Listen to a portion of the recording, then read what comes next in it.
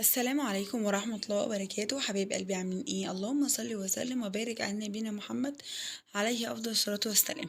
جايبه لكم النهارده البسبوسة بكل تفاصيلها وتكاتها، وان شاء الله باذن الله هتعملوها ومش هتبطلوا تعملوها بالطريقة دي.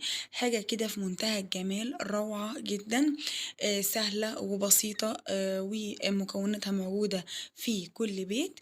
أنا كنت عند أختي بعد الفطار من كام يوم، وعملت لنا البسبوسة القمر دي، قلت بقى يلا بينا نصورها وما نبخلش على حبايبنا بالبسبوسة القمر دي.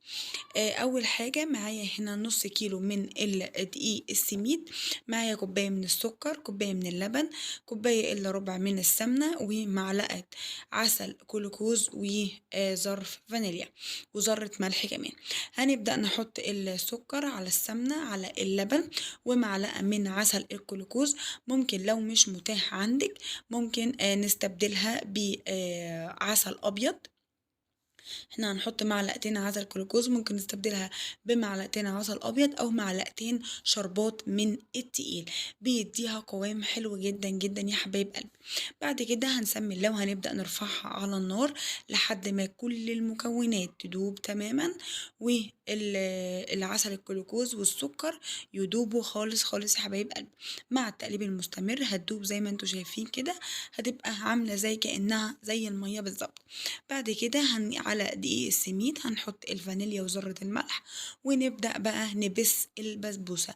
البسبوسة يا حبايب قلبي مش بتتعجن، البسبوسة بتتبس. هنبسها كده على الخفيف، وهنحط ممكن اختياري شوية جوز هند، ممكن عايزين تحطوا تمام، مش عايزين يبقى اعملوها من غير جوز هند.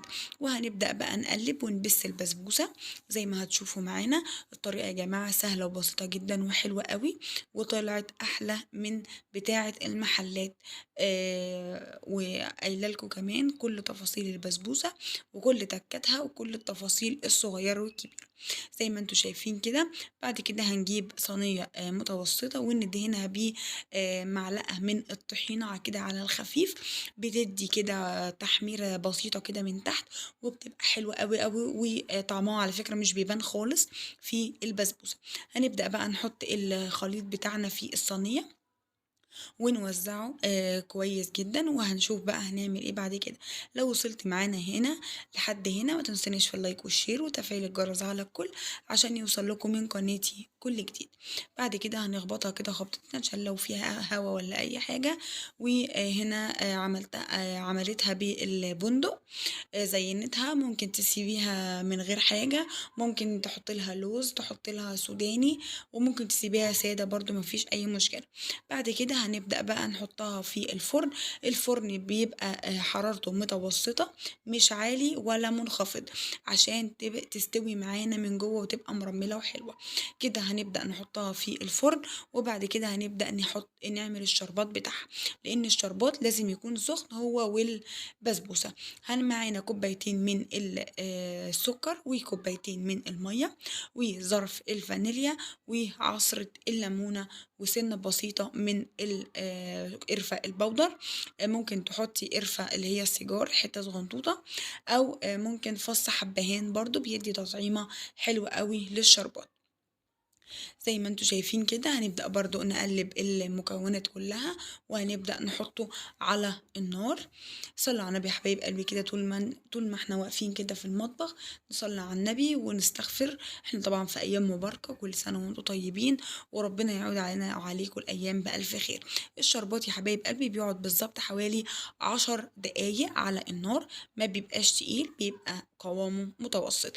هنا كده بقى البسبوسة أول ما الحواف بتاعتها تبدأ تحمر كده، البسبوسة بتاعتنا ضمننا انها استوت وبقت زي الفل.